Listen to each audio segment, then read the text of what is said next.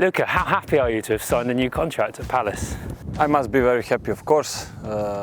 Very delighted to sign, very delighted to continue to play for this great club. I have to thank first of all to the chairman. I'm delighted that I'm going to continue work with Roy Hodgson, great manager and great man. And as well, very happy because I will be in the same dressing room for next, I hope, 4 years, where I must say we have a very good group of the players, and I'm so happy that I will continue to work with them. What do you love about Crystal Palace, about the club? One of the biggest parts is our stadium, Selhurst.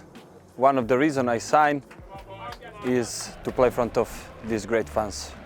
It's not because I'm in Palace, but in my opinion, we have the best fans, and it will be amazing to keep going and playing for them and try to do the best for the club and for great fans. You're captain of the team. How different is it being captain to just being a player? You know, I'm captain because Roy, the manager, decided 1.5 years ago, I think. But I must say that in our dressing room we have many players who can be the captain as well. A lot of good characters in the dressing room, a lot of players with good mentality. At the moment I am the captain because manager decide, but I'm very happy that I have in dressing room players who can as well be the captain, because we try all together to reach our aims and to do our best for the club. And you know, when you have a lot of characters who are similar to you, it's much easier to achieve something. You only joined the club about 2.5 years ago, wasn't it? January 2017. It feels like you've been here for so much longer. Did you feel at home straight away when you joined? It's not straight away.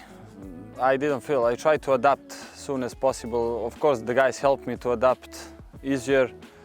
When I came 3 days after I played first game, that's the best way to adapt in one team, to play, to try to get good result, and then with that positive mood you continue to the next week.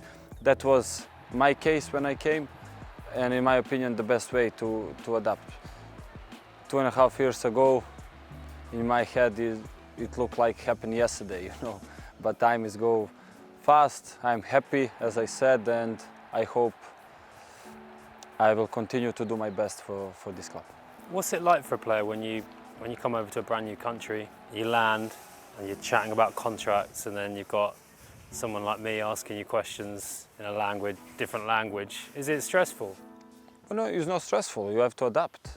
You know, I played in, if I don't count Serbia, I play in 3 different countries. I try in all countries to give my best to adapt quick as possible, and you know, here is different. Here the organization, the league, the football is on the top level, and maybe it's different, maybe more difficult, but in the other hand is the most beautiful place to play. Is it difficult for your family when you've moved around so much? That's the most difficult part of movement from one club to the other, in my case. Yeah, family, especially if you have kids, they go to school, then you need to take them out of the school, change their friends, country, place, home. That's a little bit difficult, but you know, we are all human beings and we adapt easily. Someone adapts very easy, someone needs time, but in the end we all adapt. And what do you think of London as a city? Great city. I'm so happy that I'm in London.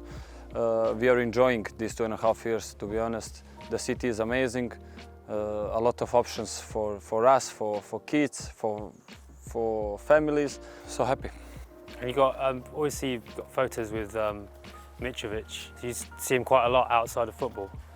Not that much, but yeah, when we have free time, because I have a lot to do in my team, he has in his team, and you know, when we all have some free time, we are going for dinner. We try to meet, to talk about football, talk about many things in between us, and great moments to spend with one of the best friends, you know, I have.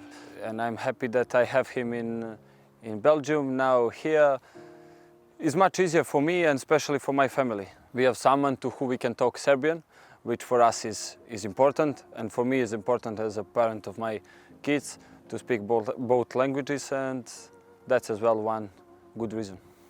I went to a Serbian cafe with Sasha Čurčić before. Is there anywhere in London, any good Serbian restaurants that you'd recommend? The one I go most of the times, the name is Fulham Kitchen. The restaurant is in Fulham, next to the Fulham Stadium. The food is amazing. You can go for nice coffee, you can spend nice time, and you can see the jerseys of some Serbian players. It's nice place to go and spend some time. So what's Serbian food? What's traditional Serbian food? It's very hard to translate on English some dishes, but it's with a lot of meat, vegetables. Let's say similar to Greek food. What would you think of English food?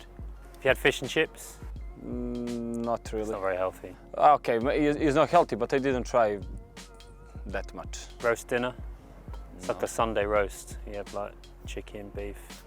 This is what I like, but this is you can find in every country. Yeah, beef, true. chicken, yeah, kind of meat. British food's a bit boring, isn't it? It's just from all around the world. What I love here from the food is you can find a lot of good places, English restaurants with very nice steaks. And steak is something what I really love to eat. It's healthy and is good for us as a professional football players. Do you watch any English TV?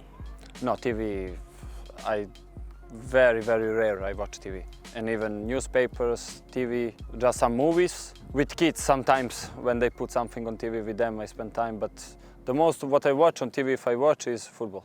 So how do players, so the fans consume football, they watch videos online or they read newspapers. Where do you read about football? I have few Serbian good websites where they cover football in whole Europe. You can read every single day new news about every single league in Europe. This is where I read.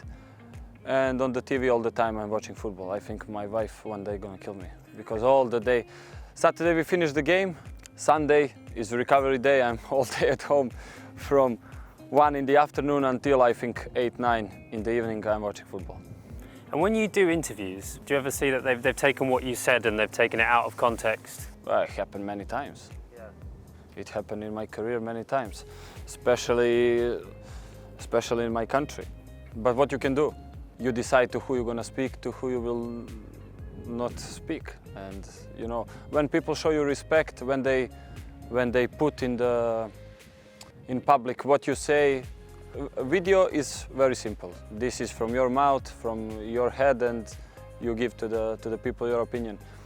Difference is very hard when you give someone to the microphone who is recording the interview and then they write in the newspapers. In that moment is a little bit tricky to put everything what you say, because people from media, you'll have to put something on your own, some stuff, and maybe some players go mad, some players are happy. Depend of the moment and depend of the person. And as captain, you do a lot more interviews after games than anyone else, because it's always the way, if the team loses, then the easiest person to go to is the captain. Do you ever get tired of just answering the same questions, and at the same time you're really tired after playing the game as well? I hate, honestly, to be honest, I hate to give interview after losing, because what I can say, people see on the stadium or on the TV one team who lost, I don't know, 2-0, 3-0, let's say, and now I have to go out and give some explanation. There is no explanation. The explanation must be on the pitch. And in the end of the game, I try to give my opinion about the game and maybe what we should do better and what we can do better in future. But in the end, whatever I said, they will have in their head that we lost 2-3-0, and whatever you say, they don't care. Yeah, I hate asking the questions after a defeat as well. Then can you imagine me? I hate to answer on your questions. Okay, well, let's just smile. Don't go there. And finally, few signings joined last week. 2 of them in midfield. How good is it for you guys to have so much competition in central midfield? But the most important for one team, if you have competition, then they provoke you to give more. You know, someone is in your back. If you don't perform well, even on training, they can replace you, and you try to keep your position. you try to do your best, and it's good for us as a team because we can just grow. I think very good signings, I think good players. In future they will show, I think, why we signed them. Thank you very much. You're welcome.